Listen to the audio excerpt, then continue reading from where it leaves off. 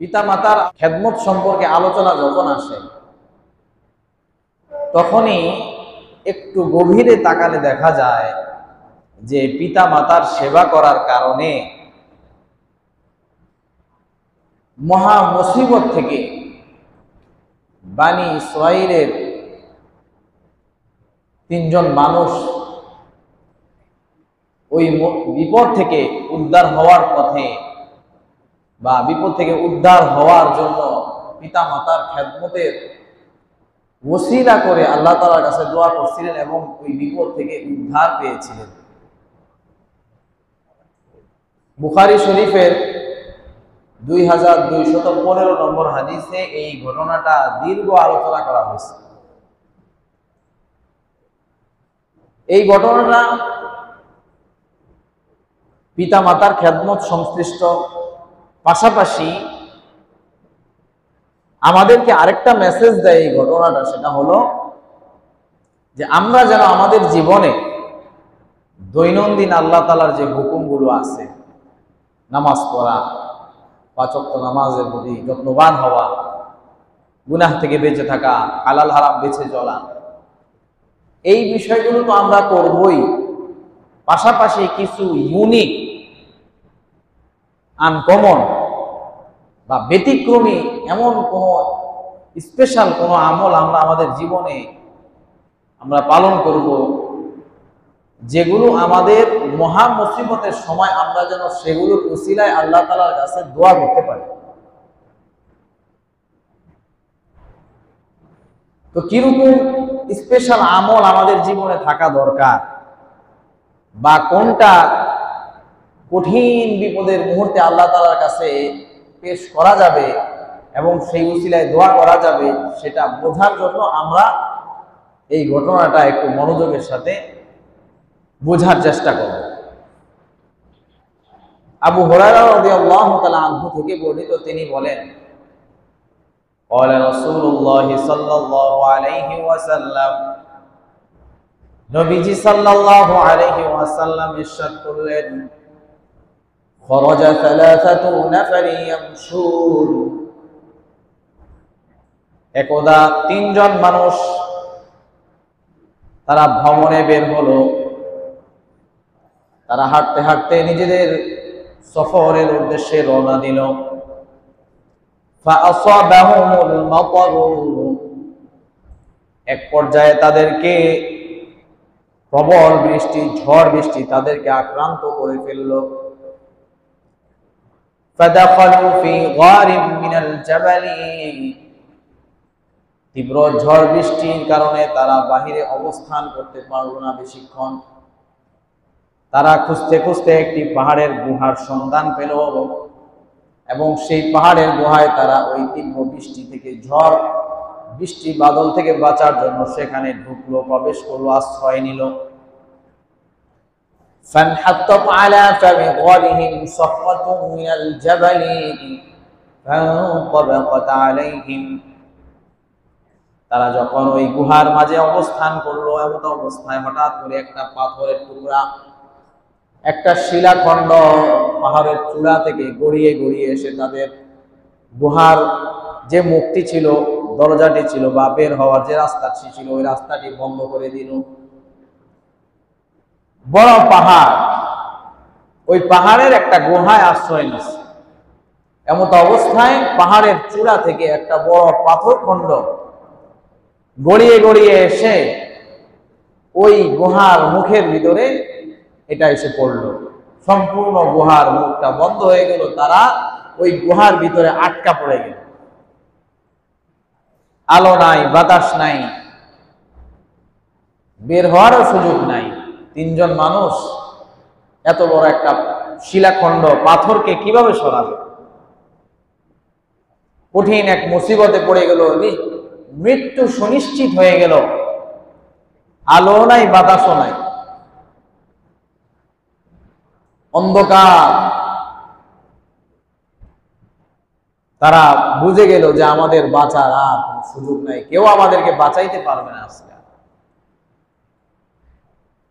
এই পর্যায়ে আল্লাহ তাআলা তাদের দিলের ভিতরে চিন্তার খোরাক দিয়ে দিলেন।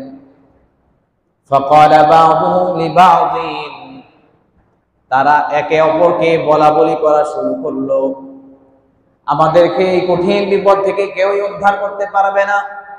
উযুরু আমালান আমিলতুমুহা সালিহাতান লিল্লাহ, আজকে যে জিনিসটা আমাদেরকে উদ্ধার করতে পারবে তা হলো আমাদের জীবনের বিশেষ ধরনের কোনো ইবাদত, যে ইবাদতগুলো আমরা খুঁজে খুঁজে সেগুলোর উসিলা ধরে আল্লাহ তাআলার কাছে যখন দোয়া করব, আশা করা যায় তবে আল্লাহ তাআলা আমাদেরকে মুক্তির ফয়সালা করবে। উনজুরু আমালান আমিলতুমুহা সালিহাতান লিল্লাহ, তোমরা তোমাদের প্রত্যেকের জীবনে ভাইবা দেখো যে এমন কোন একটা ব্যতিক্রমী ইবাদত, বিশেষ কোনো কিছু তোমরা জীবনে করছো যেগুলো আসলেই আল্লাহ তাআলার কাছে পেশ করার মতো। কোন রকম অবহেলার সাথে নামাজ পড়ে ওই নামাজটা আল্লাহ তাআলার কাছে যদি বলা হয় যে তুমি পেশ করো, তখন দিল থেকে জোর আসবে না, মনোবল আসবে না যে আমি আল্লাহ তাআলার কাছে পেশ করে ওইটার উসিলায় দোয়া করব। কিন্তু যদি আমি সিরিয়াস হয়ে মনোযোগিতার সাথে খুশুখুজুর সাথে 2 রাকাত নামাজ পড়ি এবং যদি বলা হয় তুমি এই 2 রাকাত নামাজের উসিলায় দোয়া করো, তখন মনে একটা বল থাকবে যে না, আমি খুব মনোযোগের সাথে খুব খেয়াল করে করে নামাজ আদায় করছি, অতএব এটার উসিলা চাওয়াটা আমার জন্য দোষণীয় হবে না। মনের ভিতর থেকে একটা শক্তি আসবে। কি বলেন? অমনোযোগিতার সাথে 2 রাকাত পড়বে, এই 2 রাকাতের উসিলা দিয়ে আল্লাহ তাআলার কাছে দোয়া করার জন্য মন থেকে শক্তি আসবে? শক্তি আসবে মন থেকে? আসবে না। কিন্তু মনোযোগিতার সাথে খুব আল্লাহ তাআলার দিকে খেয়াল রেখে 2 রাকাত নামাজ পড়ে আল্লাহ তাআলার কাছে দোয়া করতে মনের ভিতর থেকে একটা শক্তি আসবে, না আজকে আমি খুব মজবুতির সাথে 2 রাকাত নামাজ আদায় করছি, আজকে আমি আল্লাহ তাআলার কাছে এই 2 রাকাতের উসিলায় বহুত কিছু চাইতে পারবো। মনে করেন একজন শ্রমিক, তাকে কোনো একটা কাজ দিছে, সে কোনো রকম বেখেয়ালির সাথে কাজটা করলো, এখন কইরা সে সর্বোচ্চ তার সাথে যে চুক্তি আছে সেটা পাইতে পারে, এর চাইতে বেশি সে চাইতে পারবে না। আর যদি কাজটা খুব সুন্দরভাবে গুছালো ভাবে করে, তখন সে চিন্তা করবে যে এত সুন্দরভাবে করছি, মালিক তো দেখে খুশি হয়ে যাবে, এত কোনো সন্দেহ নাই, আমাকে তো আমার প্রাপ্য দিবেই, বরঞ্চ আমি আরো তার কাছে বোনাসও চাইতে পারবো, কারণ তার কনফিডেন্স আছে, তার কাজটা সুন্দর হয়েছে। এমনই তো হয় দুনিয়াটাই। এখন বলছে উনজুরু আমালান আমিলতুমুহা সালিহাতান লিল্লাহ, তোমরা তোমাদের আমলগুলোর দিকে খেয়াল করো, কি ভালো আমল জীবনে করছো, যেটা আজকে এই কঠিন দিনে ফাদউল্লাহ সুবহানাহু ওয়া তাআলা বিহা, যেই আমলটা দিয়ে তুমি আল্লাহর কাছে দোয়া করতে পারো, এমন আমল তোমরা তোমাদের জীবনে তালাশ করো, খোঁজো, ভেবে দেখো কিছু করছো কিনা। লাআল্লাল্লাহ ইয়াফরুজুহা আনকুম, তবে আশা করা যায় আল্লাহ তাআলা ওই আমলের উসিলায় তোমাদের দোয়াটা কবুল করবেন, আমাদেরকে এই মুসিবত থেকে উদ্ধার করবেন। পাহাড়ের গুহায় আটকা পড়ে গেছে, বড় শিলাখণ্ড, পাথরের টুকরা গুহার মুখে আইসা পড়ছে, পুরা গুহাটা আলো বাতাসহীন হয়ে গেছে, বাঁচার কোনো সম্ভাবনা নেই। এমন পরিস্থিতিতে নিজের জীবনের একনিষ্ঠ ইবাদতের মাধ্যমে আল্লাহর কাছে দোয়া করা ছাড়া আর কোনো উপায়, মাধ্যম আর কিছু নাই, এটা তারা বুঝল। এখন তারা চিন্তা করতে করতে একজন একজন করে বলা শুরু করলো যে জীবনে কি করছে। স্বাভাবিক ইবাদত বন্দেগী তো সবাই করে, কিন্তু ব্যতিক্রমী কোনো জিনিস যেটা আল্লাহর কাছে পেশ করা যায়, এটা কি করা যায়, খুঁজতে খুঁজতে এখন একজন বলা শুরু করলো। ফাকালা আহাদুহুম, তাদের মধ্য থেকে একজন বলা শুরু করলো, আল্লাহুম্মা ইন কুনতা তা'লাম, ওগো আল্লাহ আপনি যদি জেনে থাকেন, ইন্নী কানা লি আবাওয়ানি শাইখানি কাবীরান, আমার অতি বৃদ্ধ দুর্বল বার্ধক্যজনিত দুর্বলতায় আক্রান্ত পিতামাতা ছিল, ওয়া ইমরাআতি, এবং আমার স্ত্রীও ছিল, ওয়ালি সিবিয়াতুন সিগারুন আলাইহিম, এবং আমার ছোট ছোট সন্তানাদি ছিল, প্রত্যেকের দায়িত্ব আমার উপরে ছিল, আমি প্রত্যেকের দেখভাল করতাম। ফাকুনতু আখরুজু ফারআ, আমার পেশা ছিল আমি প্রতিদিন মেষ চরানোর জন্য, পশু চরানোর জন্য বেরিয়ে যেতাম, বনে জঙ্গলে মাঠে ঘাটে পশু চরাতাম। সুম্মা আজিউ ফাআহলুবু, অতঃপর যখন আমি পশু চরানোর পরে ফিরে আসতাম তখন আমি দুধ দহন করতাম। ফাবাদাতু বিওয়ালিদাইয়া, আমি আমার পিতা মাতাকে সর্বপ্রথম ওই দুধ পান করানোর মাধ্যমে, খাদ্য খাবার দেওয়ার মাধ্যমে আমি শুরু করতাম। ফাসাকাইতুহুমা ক্বাবলা বানিয়া, আমি তাদেরকে আমার সন্তানাদি পরিবার পরিজনের আগেই তাদেরকে সবার আগে আমি খানা দিতাম, দুধ পান করাতাম। থুম্মা আসকিসবিয়াতা ওয়া ওয়াতি ওয়া আহলি, অতঃপর আমি আমার সন্তানাদিদেরকে পরিবার পরিজন অন্যান্য সদস্য সহ আমার স্ত্রীকে অতঃপর আমি দুধ পান করাতাম, খাদ্য খাবার দিতাম। এই ছিল আমার রুটিন। আমি প্রতিদিন পশু চরাতাম, আর সেখান থেকে এসে সর্বপ্রথম দুধ দহন করে আমি আমার পিতা মাতাকে সর্বাগ্রে দিতাম, উনাদেরকে দিয়ে শুরু করতাম। উনারা খাইতো, খাবার গ্রহণ করার পরে মানে দুধ পান করার পরে তারপরে আমি আমার পরিবার পরিজন সন্তানাদি স্ত্রীদেরকে আমি দিতাম। এই ছিল আমার রুটিন। ওয়া ইন্নাহু লাআবি যাতা ইয়াউমিন শাজারু, একদা আমি পশু চরাতে চরাতে আমি বনের গহীনে চলে গেলাম। ফালাম আতি হাত্তা আমসাইতু, আমি ফিরতে ফিরতে সন্ধ্যা হয়ে গেল, দেরি হয়ে গেল। ফাহালাবতু কামা কুনতু আহলুবু, প্রতিদিন যেভাবে আমি দুধ দহন করতাম তেমনি ভাবে দুধ দহন করলাম। ফাজিতু বিল হিলাবি, আমি ওই দুধ নিয়ে আমি আমার পিতা মাতার কাছে আসলাম। ফাইদা হুমা নাইমান, এসে দেখলাম আমার পিতা মাতা ঘুমিয়ে গিয়েছে, দেরি করে আসছে। পিতা মাতা বৃদ্ধ মানুষ, কি করবে, ঘুমাইছে গেছে। ফাকুনতু আইদা রুউসিহিমা, আমি ওই দুধ হাতে নিয়ে তাদের মাথার সামনে দাঁড়িয়ে গেলাম। ফাকারিতু আন উকিবাহুমা মিন নাওমিহিমা, আমি অপছন্দ করলাম, আমি চাইলাম না যে তাদেরকে ঘুম থেকে জাগ্রত করি, তাদের কষ্ট হয়ে যেতে পারে, এই জন্য আমি তাদেরকে জাগ্রত করলাম না। ফাকারিতু আন আসকিসবিয়াতা ওয়া আহলি ওয়া ইমরাআতি, এবং আমি আমার সন্তানাদি পরিবার পরিজনকেও যে পান করাবো এটাও আমি পছন্দ করলাম না, চাইলাম না। আমার মন থেকে এটা চাইলো না যে আমি তাদেরকে ঘুম থেকে জাগাই, তাদের কষ্ট হবে। আবার এটাও মন চাইলো না যে তাদেরকে আমি খাবার আগে না দিয়ে আমি আমার সন্তান পরিবার পরিজনকে দিই, এটাও আমার মন চাইলো না। আমি এইভাবে দাঁড়ায় রইলাম।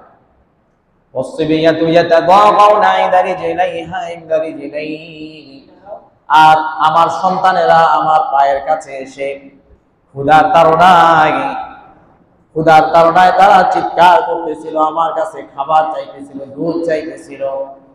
ফালাম ইয়াজাল যালিকা দাবি ওয়া দাবাহুমা, এভাবেই তারা গড়াগড়ি দিতেছিল, কান্নাকাটি করতেছিল, আমিও দাঁড়িয়ে রয়েছি। আমিও ইরাদা করেছি আমি আমার পিতামাতাকে প্রতিদিনের মতো আগে খাওয়াবো, তারপরে সবাইকে খাওয়াবো। এমনটা করতে করতে হাত্তা তালাল ফাজর, ফজরের সময় হয়ে গেল, আমার পিতামাতা জাগ্রত হলেন, তারপরে আমি তাদেরকে খাবার দিলাম, তারপরে আমি আমার সন্তানাদিদেরকে খাবার দিলাম। সন্তানেরা পায়ের কাছে এসে চিল্লাচিল্লি করতেছে, কান্নাকাটি করতেছে খিদার তাড়না। তারপরেও নিজের পিতা মাতাকে না খাওয়িয়ে সন্তানাদিদেরকে খাওয়ানোটা তিনি পছন্দ করলেন না, যে আরে আমার পিতা মাতা কষ্টে আছে, আমার দেরির কারণে সঠিক সময়ে খাবার পায় নাই, তাদেরকে দুধ পান করাইতে পারি নাই, সুতরাং ওনাদেরকে পান না করায় আমি সন্তানাদিদেরকে দিব না। এভাবে করতে করতে ফজরের সময় হয়ে গেছে, অর্থাৎ সকাল হয়ে গেছে। আমাদের সময় সকাল তো হয় 10টা বাজে, উনাদের সকাল মানে ফজর, আল ফাজর, সকাল হয়ে গেছে, বেলা হয়ে গেছে। এরকম অবস্থা বর্ণনা করলেন। এবার বলতেছেন, আল্লাহুম্মা ইন কুনতা তা'লামু, ওগো আল্লাহ আপনি তো জানেন, ইন্নী ফাআলতু যালিকা ইবতিগাআ ওয়াজহিক, আমি যে এই কর্মকাণ্ড করলাম, এটা যে আমি করলাম আপনার সন্তুষ্টির উদ্দেশ্যে আমি করেছিলাম। ফারফা আন্না ফুজাতান নারা মিনহাস সামা, আপনি আমাদের থেকে এই মুসিবতের পাথরের টুকরাটা সরিয়ে দেন, অন্তত এতটুকু সরিয়ে দেন যেন আমরা আসমান থেকে একটু আলো বাতাস পাই। এই যে মুসিবত, পাথরের টুকরাটা গুহার মুখে এসে পড়েছে, আপনি এটাকে একটু সরায়া দেন, অন্তত যেন আমরা একটু আলো বাতাস পাই, একটু আসমানটা দেখতে পাই। মানুষ যখন কোথাও বন্দী থাকে অন্ধকারে, তখন সে একটু আলোর প্রত্যাশা করে।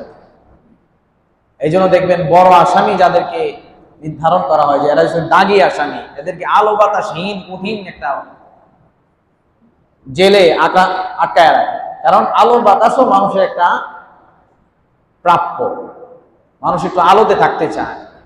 রাত্রেবেলা মানুষ রেস্ট নিবে, নিজেকে গুটায় রাখবে, আর দিনের বেলা মানুষ নিজেকে ছড়িয়ে ছিটিয়ে দিবে, এদিক সেদিক যাবে, এটাই মানুষের স্বভাব।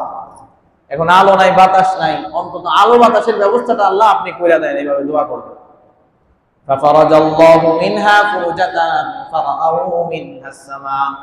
তার এই দোয়ার কারণে, এই বিশেষ আমলটি করার কারণে, এই উসিলায় দোয়ার কারণে আল্লাহ তাআলা তাদের থেকে পাথরটাকে কতটুকু সরিয়ে দিলেন, যতটুকু সরিয়ে দিলে আলো বাতাসহীন অন্ধকারাচ্ছন্ন সেই গুহার ভিতরে আলো বাতাস এবং অন্ধকার দূর হয়। আলো বাতাস যায়, অন্ধকার দূর হয়, ততটুকু আল্লাহ তাআলা কি করলেন, ওই পাথরটাকে সরায়া দিলেন। সুবহান। তাহলে এখানে বিশেষ আমল ছিল তার পিতা মাতার কি করা, সেবা করা, বিশেষ আমল। সে এটার উসিলায় আল্লাহ তাআলার কাছে দোয়া করছে। আমরা তো উসিলা খুঁজা পাই না, আমরা উসিলা করি বিভিন্ন মাজারের নামে, বিভিন্ন পীরের নামে, অথচ হাদিসে নমুনা পেশ করা হয়েছে যে কিভাবে তোমরা উসিলা দিবা। তোমাদের জীবনের ইউনিক, আনকমন, যেগুলো সচরাচর সবাই করে না, ব্যতিক্রমী ইবাদত দিয়ে উসিলা করো।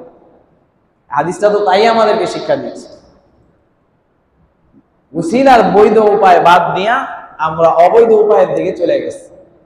শয়তান সুকৌশলে এমনটাই করে যে বৈধ জিনিসকে মানুষ যেন বৈধভাবে না করে, যেন অবৈধভাবে করে। আমরা বলি যে আত্মীয় স্বজনকে খাওয়ান, এটা সওয়াবের কাজ, নেকির কাজ, কিন্তু ওনারা খাওয়াবে 40 দিন, আর দিনই খাওয়াবে।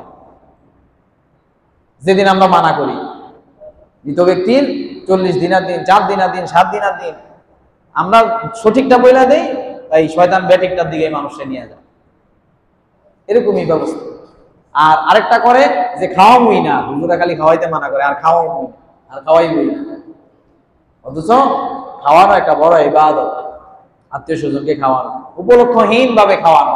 নবী করিম সাল্লাল্লাহু আলাইহি সাল্লামের জামানায় নবীজি সাল্লাল্লাহু আলাইহি সাল্লাম সহ এবং অন্যান্য সাহাবীদেরকে কোন ধরনের উপলক্ষ ছাড়াই সাহাবীগণ দাওয়াত দিতেন, ইয়া রাসূলুল্লাহ আজকে আমার বাসায় আপনাদের দাওয়াত। আর আজকে আমাদের হইলো যে কেউ মারা না গেলে আর অসুস্থ না হলে কোনো দাওয়াত নাই। কেন? শর্তহীন, শর্ত যুক্ত করা, শর্তহীন ভাবে আমরা এগুলি এই সুন্নতি আদলে করার চেষ্টা করব। আল্লাহ তাআলা তৌফিক দান করুন। এখন একজনে দোয়া করলো, আল্লাহ তাআলা এই উসিলায় আলো বাতাসের ব্যবস্থা করে দিলেন, তাদের ভিতরে আশার সঞ্চার হলো যে আল্লাহ তাআলা তো দোয়া কবুল করছে। এখন আর কার কি আমল আছে?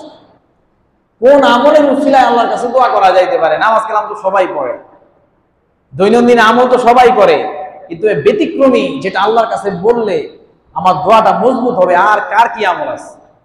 এখন চিন্তা করতে করতে আরেকজন বলা শুরু করলো, ওয়াকালাল আখারুন আল্লাহুম্মা ইন কুনতা তা'লাম, অপরজন বলা শুরু করলো, আল্লাহ আপনি তো জানেন, ইন্নী কুনতু উহিব্বু ইমরাআতান মিন বানাতি আম্মি, আমি একজন নারীকে বড় পছন্দ করতাম, আমি একজন নারীকে বড় পছন্দ করতাম, সে ছিল সম্পর্কে আমার চাচাতো বোন।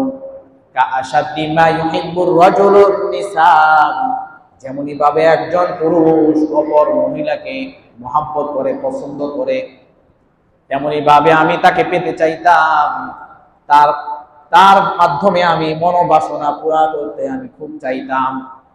ফাকালাত, একবার সে আমাকে বলল, লা তানালু যালিকা মিনহা হাত্তা তুতিহা মিয়াতা দিনারিন, তুমি তোমার মনোবাসনা পুরা করতে কখনোই পারবে না তবে একটা শর্ত আছে, যদি ওই শর্তটা পুরা করতে পারো তবে তুমি তোমার ওই মনের সুপ্ত বাসনা পুরা করতে পারবা। দীর্ঘদিন তাকে পছন্দ করে, সেও বুঝে যে অমুকে আমাকে পছন্দ করে। এখন সে একবার আইসা অফার করলো যে তুমি তোমার মনের বাসনা পুরা করতে পারবা না, তবে একটা শর্ত আছে, আমাকে 100 স্বর্ণ মুদ্রা দিতে হবে, তবে তুমি তোমার এই মনের বাসনা পুরা করতে পারবে। এই ঘটনাটা ওয়াজে আবার অন্যভাবে বলে, আমি যেভাবে বলছি এটা হাদিস এইভাবে আছে, আর অন্যভাবে কিভাবে বলে, আসলে অন্যভাবে বলে ওটা বেঠিক না। ব্যাপারটা হইলো যে হাদিসের এই অংশটাকে ব্যাখ্যা করা হয়েছে যে এই মহিলা এতদিন রাজি হইল না, তাইলে হঠাৎ করে কেন রাজি হইল বা শর্তটাই কেন দিল। পরবর্তীতে হাদিসের ব্যাখ্যায় দেখা গেছে যে তখন ওই মহিলার অনেক বিপদ চলতেছিল, অভাব অনটন চলতেছিল ওই মেয়েটার।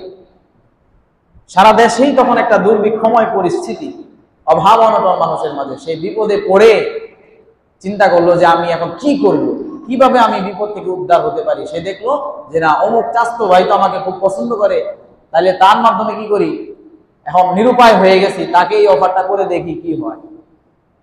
এখন চাচতো ভাই তো তাকে পছন্দ করে, তখনই সে তাকে অফার করলো যে তুমি কি করতে পারবা না, লা তানালু যালিকা, তুমি তোমার ওই মনোবাসনা পুরা করতে পারবা না, হাত্তা তুতিয়াহা মিয়াতা দিনা, তুমি যদি 100 স্বর্ণ মুদ্রা দাও তবেই পারবা। স্বর্ণ মুদ্রা কিন্তু অনেক দামি জিনিস, রৌপ্য মুদ্রা না, বুঝলেন। সোনার ছোট ছোট কয়েন যদি 100টা ধরেন, কয় ভরি হবে? কয় ভরি হবে? একটা কয়েন কিনতে গেলে তো আপনার মনে করেন 1 ভরি শেষ। ছোট্ট কয়েন 1 ভরি তো অল্প। 100টা স্বর্ণ মুদ্রা যদি দিতে পারো তবে তুমি তোমার ওই সুপ্ত মনোবাসনা, যেটা তুমি লালন করো, আমি তো জানি বুঝি, এটা তুমি পুরা করতে পারবা। এখন অফার পাইলো, সে সারা জীবনের সাধনা চিন্তা করলো যেভাবে হোক এটা ম্যানেজ করতে হবে।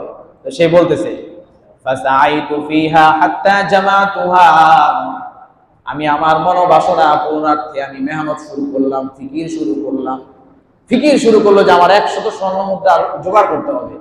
ব্যবসা করলো, বাণিজ্য করলো, কারবার করলো, বিভিন্ন ভাবে সে কষ্ট করে, সময় নিয়ে কষ্ট করে, সাধনা করে 100 এই স্বর্ণ মুদ্রা দিনার জোগাড় করে তাকে দিছে।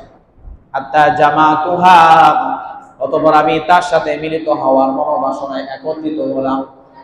ফালাম্মা কাতু বাইনা রিজলাইহা, আমি আমার দীর্ঘদিনের মনোবাসনা পূরণার্থে তার দুই পায়ের মাঝে যখন আমি অবস্থান করছিলাম, ক্বালাত ইত্তাকিল্লাহ, এমত অবস্থায় সে বলে উঠলো ইত্তাকিল্লাহ, ও আল্লাহর বান্দা তুমি আল্লাহকে ভয় করো।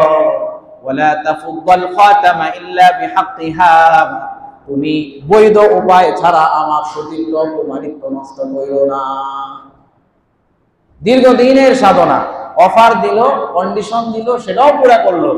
এখন হঠাৎ করে বলতেছে যে আল্লাহকে ভয় করো, তুমি বৈধ উপায় ছাড়া আমার কুমারিত্ব সতীত্বকে তুমি নষ্ট করো না। এই কথা বইলা পালাইল। এমন পরিস্থিতিতে একদম সব রেডি, তৈয়ার, নির্জন কক্ষে, কেউ বাধা দেবার মতো নাই। এমনকি বাইনা রিজলাইহা, তার 2 পায়ের মাঝে অবস্থান রেডি। ফাকুমতু ওয়া তাওয়াত্তুহা, আল্লাহ তাআলার কাছে বলতেছে ও আল্লাহ, সেই যখন আমাকে এইভাবে তোমার ভয় দেখালো, আমি দাঁড়িয়ে গেলাম, সাথে সাথে আমি দাঁড়িয়ে গেলাম এবং সাথে সাথে কোনো কথা বললাম না, আমি তার থেকে চলে আসলাম। চিন্তা করেন কি অবস্থায় সে চলে গেছিল, কিন্তু সেখান থেকে সে নিজেকে ফিরে আনছে। এই যে সে একটা আনকমন, মানে একটা ব্যতিক্রমী কাজ করলো আল্লাহর ভয়ে, এটা সে আল্লাহর কাছে পেশ করলো। আল্লাহুম্মা ইন কুনতা তা'লাম ইন্নী ফাআলতু যালিকা ইবতিগা ওয়াজহিক ফাখরুজ আন্না ফুরজাতান, ও আল্লাহ আপনি তো জানেন আপনার ভয়ে আমি সেদিন দীর্ঘ কামনা বাসনাগুলোকে বিসর্জন দিয়েছি, টাকাগুলো বিসর্জন দিয়েছিলাম। আজকের এই কঠিন বিপদের দিনে আমাদের থেকে এই পাহাড়ের গুহার মুখে যে পতিত হওয়া পাথরটি রয়েছে, এটাকে আপনি একটু সরায়া দেন। ফাফারাজাল্লাহু মিনহা, আল্লাহ তাআলা কি করলেন, সেটাকে আরেকটু সরায়া দিলেন। আস-সুলুসাইন, 3 ভাগের 2 ভাগ সরায়া দিলেন। আল্লাহ তাআলা দোয়া কবুল করে নিলেন।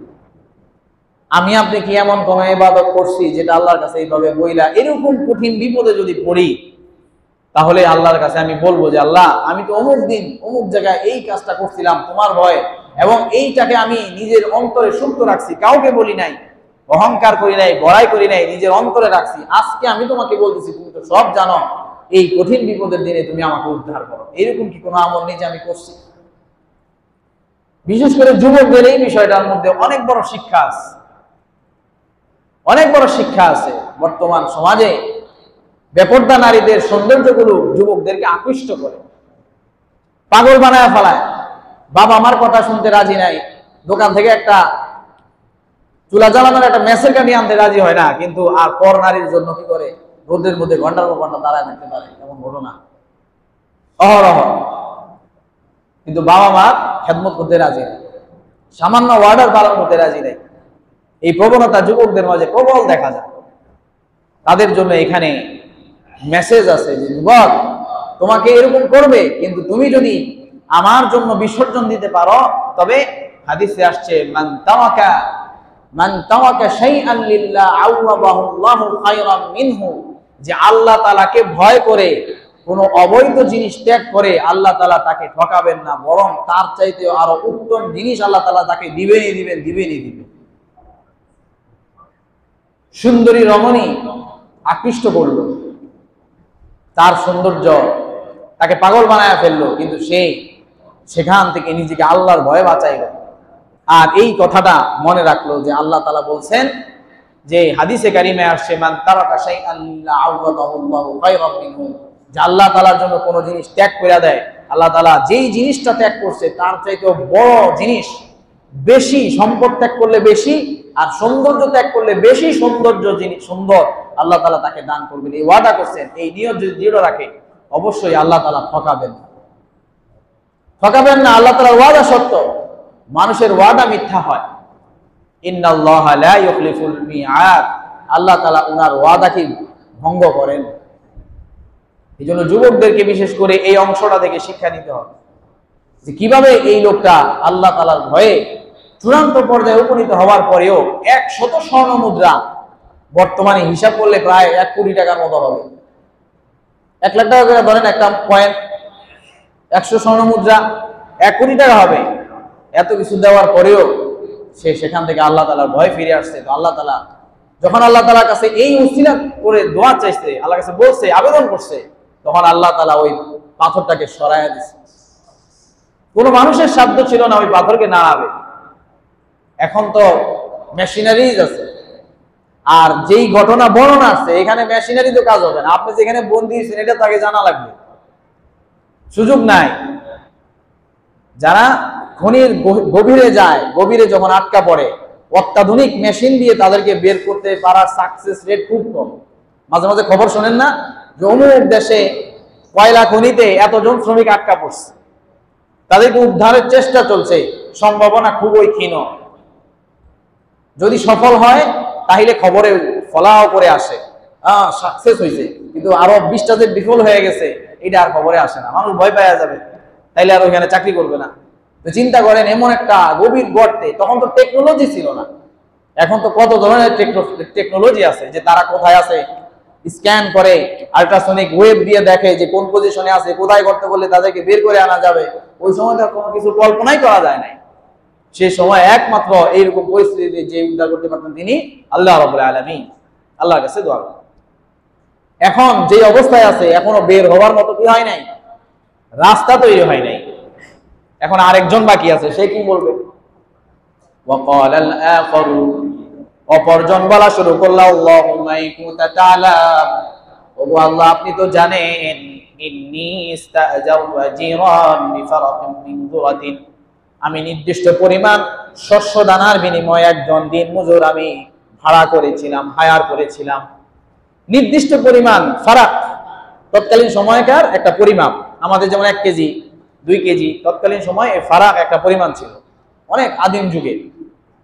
তো এই এক ফারাকের বিনিময়ে আমি একজন দিন মজুর হায়ার করছিলাম, যে আমার কাজ করে দিল।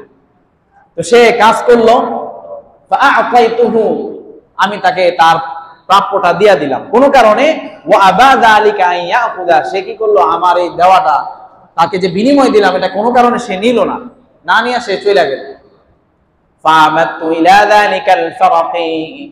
আমি ওই যে তার শস্য ফসল যেটা তার জন্য বরাদ্দ ছিল, মজুরি ছিল, সেটাকে কাজে লাগানোর চিন্তা করলাম।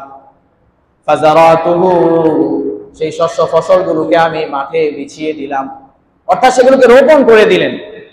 তারপরে সেখান থেকে এমন ফলন হইল, প্রচুর ফলন হইল। হাত্তা ইশতারাইতু মিনহু বাকারা ওয়া রাইয়াহা, এই শস্য ফসলে এত বরকত হইল যে এগুলো বিক্রি কইরা আমি তো গরু কিনলামই, লগে আবার গরুর রাখালও কিনলাম, ভাড়া করলাম, অর্থাৎ এই গরু দেখভাল করবে। এত বরকত হইল, সেটা থেকে বরকত হইতে থাকলো, পশু বৃদ্ধি পাইতে থাকলো, সম্পদ বৃদ্ধি পাইতে থাকলো। যখন অনেক ফসল হয়ে গেছে, অনেক পশু পাখি হয়ে গেছে, সেখানে রাখাল আছে, এমন অবস্থায় হঠাৎ করে সে একদিন কোত্থেকে আসলো, আমি আমার হকটা আমাকে বুঝাইয়া দাও, আমি যে তোমার কাছে পাইতাম একদিনের মজুরি, সেটা আমাকে দিয়া দাও। এখন আমি চিন্তা করলাম, আমি তো চাইলে এই যে বিশাল এক সম্পত্তি হয়ে গেছে, তার একদিনের মজুরি দিয়ে আমি চাইলে সেটাকে কি করতে পারতাম, অন্যায়ভাবে সেটাকে দখল করে নিতে পারতাম, তারটা তারে দিয়ে দিতাম, বলতাম চলে যাও। কিন্তু আমি চিন্তা করলাম যে আল্লাহ তাআলা যদি আমার কাছ থেকে হিসাব নেন, আমি কিভাবে হিসাব দিব? এটি কি তো তার ফসলাদির, তার যে প্রাপ্য সেই মজুরির ইনভেস্টের, এটা হচ্ছে রেজাল্ট, সম্পত্তি। আমি আল্লাহকে ভয় করে কি করলাম, বললাম যে ওই যে দেখো এখানে যা আছে, এই গরুগুলো দেখা যাইতেছে, পশুগুলো দেখা যাচ্ছে, এখানে যে রাখাল আছে, তখন তো গোলাম কেনা যাইতো, রাখাল কেনা যাইতো, এগুলো সহ তুমি কি করো, নিয়ে যাও। এখন সে বলতেছে আতাস্তাহজিউ বি, আপনি কি আমার সাথে মশকরা করেন নাকি? তখন সে জবাব দিয়ে বলল, না, আমি তোমার সাথে মশকরা করতেছি না, আমি আল্লাহ তাআলাকে ভয় পাই। ঘটনা হইলো এই আমি তোমার ওই মজুরিটা কাজে লাগাইছিলাম, আল্লাহ এত বরকত দিয়েছে, এত সম্পত্তি হয়ে গেছে, তুমি নিয়ে যাও। আর সে কি করলো, সে আমাকে কোনো কিছু না বলেই সেগুলো সব নিয়ে গেল। আমিও আল্লাহ তোমার সন্তুষ্টির জন্য আমি আর কিছু বললাম না, আমি এতই সন্তুষ্ট থাকলাম, হে আল্লাহ ইন্নী ফাআলতু যালিকা বিতিগা ওয়াজহিক, তুমি তো জানো যে এগুলো আমি তোমার সন্তুষ্টির উদ্দেশ্যে করছি। আজকের এই কঠিন মুসিবতের দিনে এই পাথরটাকে, এই কাজটা যদি আপনার জন্যই হয়ে থাকে, আপনি তো সব জানতা, আপনি এই উসিলায় এই পাথরটাকে সরায়া দেন। ফাকুশিফা আনহু, আল্লাহ তাআলা পরিপূর্ণভাবে ওই পাথরটা তাদের গুহার মুখ থেকে সরায়া দিলেন, আর তারা মুক্তি পাওয়া গেলেন। সুবহানাল্লাহ। তাহলে বোঝা গেল দৈনন্দিন যে নামাজ কালাম ইবাদত বন্দেগী, এগুলোর পাশাপাশিও আমাদেরকে কিছু ইউনিক ব্যতিক্রমী ইবাদত আমাদের জিন্দেগিতে রাখতে হবে, যেটা আমি আল্লাহ তাআলার কাছে পেশ করব। মধ্যরাতে উঠলাম, 2 রাকাত নামাজ পড়লাম, কেউ দেখলো না, কান্নাকাটি করলাম, কেউ জানলো না, আমি মনে মনে ইরাদা করলাম যে এটা আমি স্পেশাল 2 রাকাত রাইখা দিলাম, এটা হাসরের ময়দানে হোক, দুনিয়ায় হোক, যেখানেই হোক, বিপদে পড়লে আমি এই 2 রাকাতের কথা আল্লাহ তাআলার কাছে স্মরণ করায়া দিয়া তারপরে আমি এই বিপদ থেকে উদ্ধার হওয়ার জন্য উসিলা হিসাবে এটাকে পেশ করি। এভাবে কি আমাদের জীবনে আছে কিছু স্পেশাল আমল? চিন্তা করি আমাদেরকে এখানে যে মেসেজটা দেওয়া হয়েছে এটাই, যে আমরা যেন এমনটা করি, কিছু ইউনিক ইবাদত রাখি যেটা সচরাচর মানুষ করে না। এটা রাইখা আমরা যেন ভবিষ্যৎ পরিকল্পনা করি। মানুষ ভবিষ্যৎ চিন্তা করে, ব্যাংক করে, ব্যালেন্স করে, অসুস্থ হয়ে গেলে এটা ভাঙা ডিপোজিট করে, এটা ভাঙা কি করবো, ডিপিএস করে, আরো কি করে, যে এটা ভাঙা আমি বিপদ আপদে কাজে লাগাবো। কিন্তু আমরা ইবাদতের যে একটা প্যাকেজ রাখবো, যেটা বিপদের সময় আমি আল্লাহর কাছে পেশ করবো, আল্লাহ এই যে দেখেন আমি এগুলো করছিলাম, আপনি আমাকে এখন উদ্ধার করেন, আমি অসুস্থ হয়ে গেছি, বড় রোগাক্রান্ত হয়ে গেছি, উদ্ধার করেন, বা আমার এই সমস্যা হয়েছে, উদ্ধার করেন। অথবা দুনিয়াতে কোনো সমস্যায় পড়লাম না, হাসরের ময়দানে মিজানের পাল্লা যখন হালকা হয়ে যাবে, তখন আল্লাহর কাছে পেশ করার সুযোগ হবে। এই জন্য আমরা চেষ্টা করবো দৈনন্দিন 5 ওয়াক্ত নামাজ ঠিক মতো করবোই, ইবাদতগুলি ঠিক মতো করবোই, আরো কিছু ইউনিক আনকমন ব্যতিক্রমী ইবাদত করার চেষ্টা করবো। আল্লাহ তাআলা আমাদের